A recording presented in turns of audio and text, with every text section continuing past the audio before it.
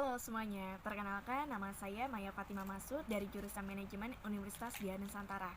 Saat ini saya membuat video ini untuk memenuhi ujian akhir semester saya dengan mata kuliah pengantar ekonomi mikro.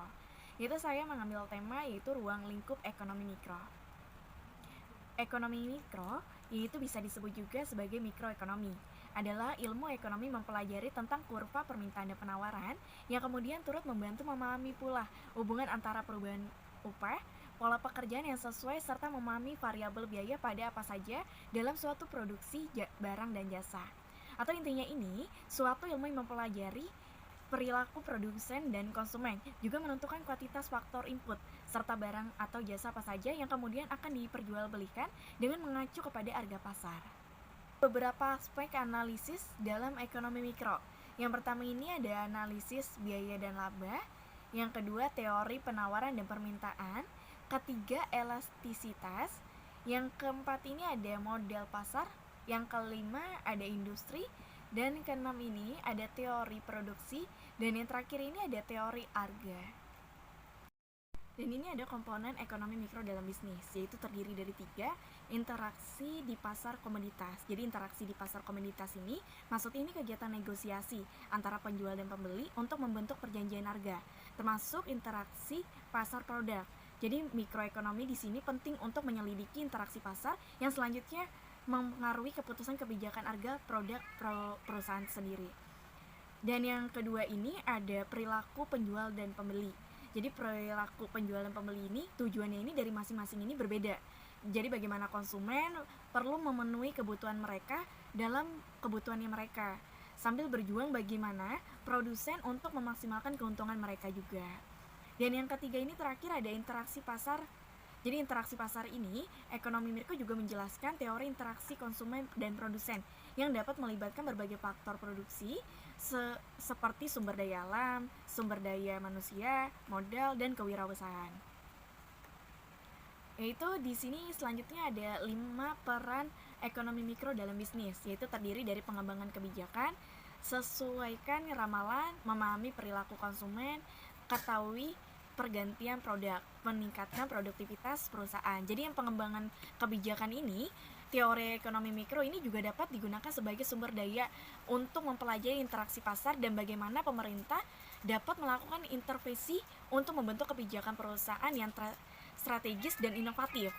Dan yang kedua ini kan sesuai ramalan. Jadi sebagai salah satu sumber informasi tentang interaksi pasar, oleh karena itu ekonomi mikro ini memungkinkan perusahaan untuk merumuskan strategi dan perkiraan masa depan. Jadi ekonomi mikro membantu memprediksikan kemungkinan pasar potensial, misalnya berkenalan dengan tren produk. Dan yang ketiga ini ada memahami perilaku. Jadi maksudnya ini, perusahaan juga dapat secara tidak langsung memahami kebutuhan konsumen. Tentu saja, ini dapat berdampak pada kemampuan suatu produk dan layanan untuk bertahan di pasar. Dan yang keempat ini, ketahui pergantian produk. Jadi perusahaan harus memperhatikan nih produk yang mereka jual agar tetap di jalur untuk menghindari kecurangan dan dari pesaingnya mereka. Dan yang terakhir ini ada meningkatkan produktivitas perusahaan. Karena produktivitas perusahaan dapat dicapai dengan mendorong berbagai aspek. Contohnya seperti personil yang berkualitas tinggi, produk yang dijamin berkualitas tinggi. Karena itu peningkatan produktivitas dapat meningkatkan laba maksimum perusahaan.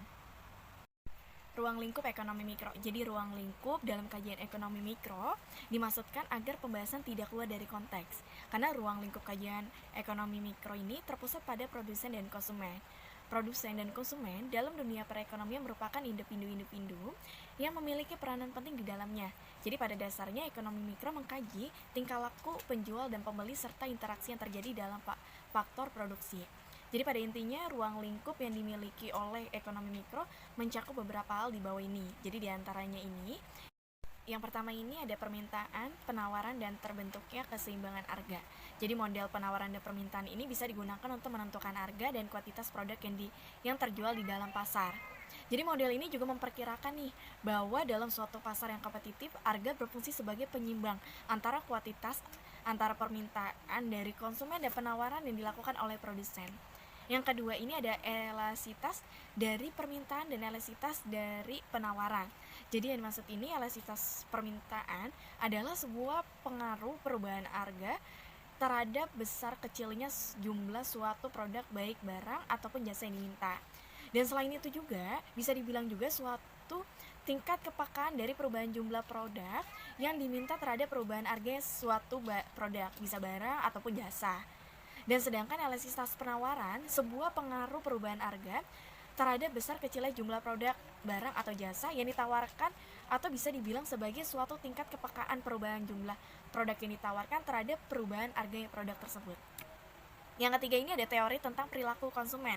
Jadi perilaku konsumen ini dalam pembahasan difokuskan pada perilaku mereka terhadap ketika melakukan sebuah permintaan. Jadi permintaan yang dilakukan konsumen bisa mempengaruhi beberapa faktor, yaitu bisa terdiri dari pendapat, selera, harga pokok. Yang keempat ini ada teori produksi.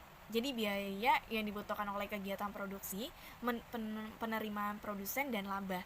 Jadi berbicara tentang produksi pasti kita akan memenuhi tentang hal yang paling penting, yaitu biaya produksi. Biaya produksi adalah semua pengeluaran ekonomis yang harus dipersiapkan kemudian dikeluarkan untuk melakukan sebuah pembuatan dan penyediaan produk. Jadi kesimpulan dari materi ini yaitu ilmu ekonomi adalah ilmu yang mempelajari perilaku manusia dalam memilih dan menciptakan kemakmuran. Inti masalah ekonomi adalah ketidakseimbangan antara kebutuhan manusia yang terbatas dan alat pemuas kebutuhan yang jumlahnya terbatas. Jadi ekonomi mikro ini merupakan cabang ilmu ekonomi yang khususnya mempelajari bagian-bagian kecil atau aspek individual dari keseluruhan kegiatan perekonomian. Jadi sekian untuk presentasi saya saat ini. Kurang lebihnya mohon maaf apabila banyak kesalahan dari video ini. Terima kasih.